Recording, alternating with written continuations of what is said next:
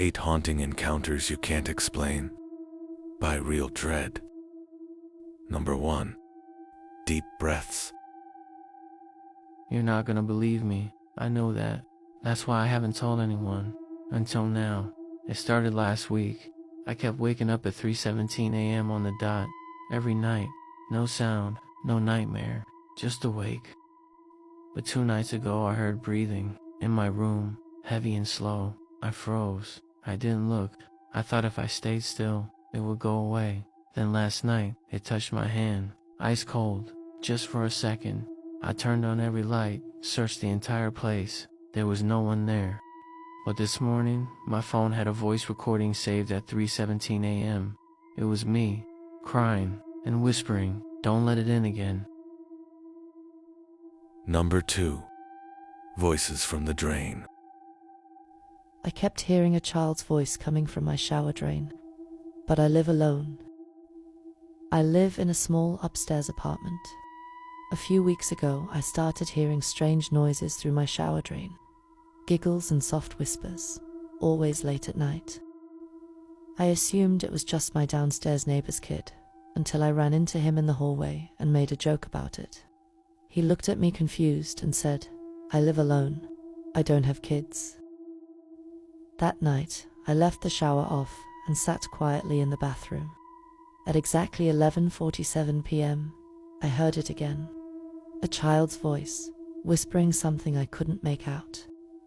I leaned closer to the drain. Then I heard it clearly. "Can she hear me yet?" I haven't used that shower since.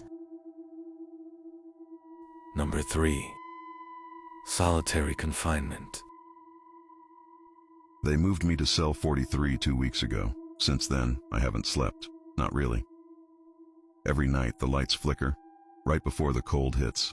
Not like a draft. It's inside my bones. Then I hear the whispering, not words, just breath, right next to my ear. I told the guards. They laughed. Said that cell's been empty for years, but I've seen the scratches on the walls. Deep ones, like someone was clawing their way out. Last night, I woke up standing in the corner, facing the wall, nails bloody, eyes open. The guard said I was screaming, but my mouth was closed. I'm not alone in here, and whatever's in this cell, it wants me quiet. If this gets out, tell them. Cell 43 isn't empty. It never was. Number 4. The Guest Room. I rent out the spare room in my house. It's cheap, quiet, nothing fancy, but every single tenant has left within a month. They always say the same thing. I kept hearing footsteps at night, but I live alone. The last guy left in the middle of the night, didn't even pack. He just shoved the key under the door and texted me one sentence. "You should check your attic." I honestly didn't even know I had an attic. But sure enough, I found the hatch behind a panel in the closet. I climbed up, flashlight in hand. It was empty, just dust and old boards. But the floor was covered in footprints, small and bare. And right before I climbed back down, I swear I heard someone breathing behind me. Number 5. Let's play pretend. Grandma says the doll's name is Lily. She's so pretty. I like to sit next to her and tell her my secrets. Sometimes, when I'm really quiet, I think she tells me her secrets too. Last night, I woke up and saw her standing by my bed, but Grandma says she can't move. Maybe she just wanted to say goodnight. This morning, her smile looked bigger. I don't know why, but I think Lily is happy I'm here. She always watches me. I told Grandma I'm not scared of dolls. She just smiled and said, "Good, but I think Lily might be a little lonely, and she's glad I'm her friend now." Number 6. The Vessel. Something is in my house. I hear it at night, scraping, whispering. It moves things, hides them, leaves them somewhere else just to mess with me. I told my friends. They laughed. My brother said I need sleep. But I am sleeping.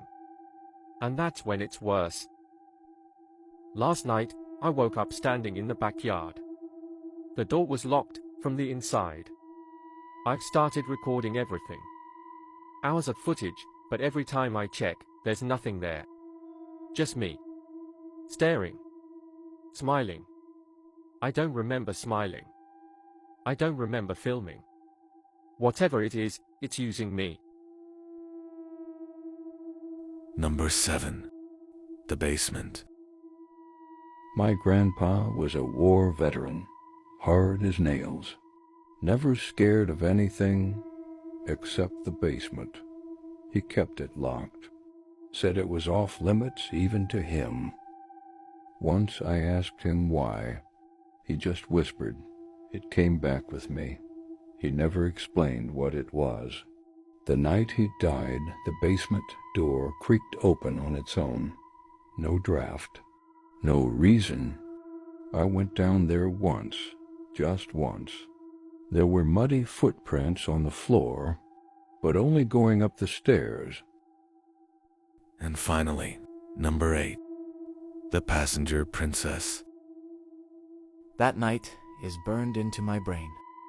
I was driving for a rideshare service to make extra money. It was slow, nearly 2 a.m., and I was about to head home. Then I saw her, a woman, standing alone under the old overpass on Route 19. She was crying and soaked from the rain. I pulled over and asked if she was okay. She didn't say much, just whispered, "Can you take me home?" I unlocked the door. She got in without even giving me an address. She just said, "It's not far. You'll know when we're close." Her voice was soft, but odd, like something was holding it back. We drove in silence. I glanced in the mirror once or twice, but she wasn't crying anymore. She was just staring out the window, smiling faintly.